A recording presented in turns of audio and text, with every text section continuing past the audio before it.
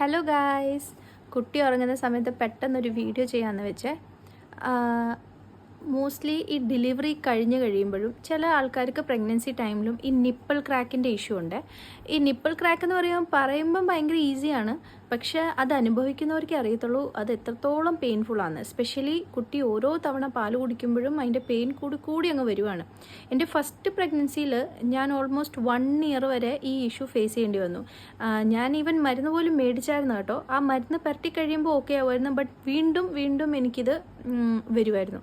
അപ്പോൾ ഈ ടൈം ഞാൻ ഡെലിവറി കഴിഞ്ഞിട്ട് എനിക്ക് വീണ്ടും ഈ സെയിം പ്രശ്നം തോന്നി. അപ്പം ഞാൻ ഡോക്ടറോട് പോയി മരുന്ന് മേടിച്ചായിരുന്നേ.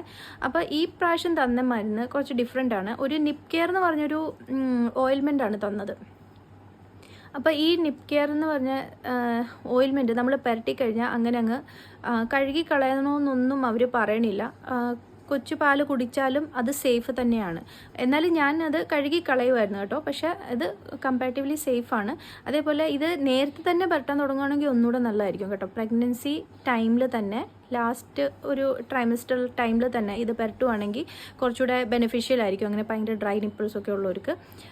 പിന്നെ ഡെലിവറി കഴിഞ്ഞിട്ടും കുട്ടിക്ക് പാല് കൊടുക്കുന്നതിന് മുമ്പായിട്ട് നമുക്കൊരു ഐഡിയ ഉണ്ടല്ലോ നിപ്പിൾ ക്രാക്ക് ആവാനുള്ള ചാൻസ് ഉണ്ട്. അപ്പോൾ ഇത് നേരത്തെ തന്നെ പുരട്ടി തുടങ്ങുവാണെങ്കിലും നല്ലതായിരിക്കും. അങ്ങനെ ഒരു ഇഷ്യൂ ഇല്ലെങ്കിൽ കുഴപ്പമില്ല, പക്ഷേ മോസ്റ്റ്ലി ആൾക്കാർക്ക് ഈ ഇഷ്യൂ ഉണ്ട്, നിപ്പിൾ ക്രാക്കിൻ്റെ ഇഷ്യൂ ഉണ്ട്. അത് ഭയങ്കര പെയിൻഫുള്ളാണ്. അപ്പോൾ ഈ ഒരു മരുന്ന് നിപ്പ് കെയർ എന്ന് പറഞ്ഞൊരു ഓയിൽമെൻറ്റ് നമ്മൾ കീപ്പ് ചെയ്യുന്നത് നല്ലതാണ് കേട്ടോ. അപ്പം മറക്കണ്ട, നിപ്പ് കെയർ. ബായ്.